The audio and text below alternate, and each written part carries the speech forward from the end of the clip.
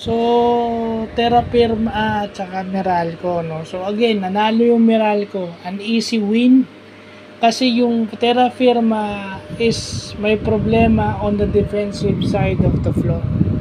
So, pag hindi ka dumidepensa with only the import as your last line of defense na siya lang mag-isa na nakaka-drive yung kalaban and then siya yung last line, ang tendency mapapagod si Antonio Hester. Yung mga pasa, yung mga inside points, napakadali. Yung mga jump shots, open. So, hindi ka talaga mananalo kung ganon. Kasi, opensa nandun na yung Terra Firma eh.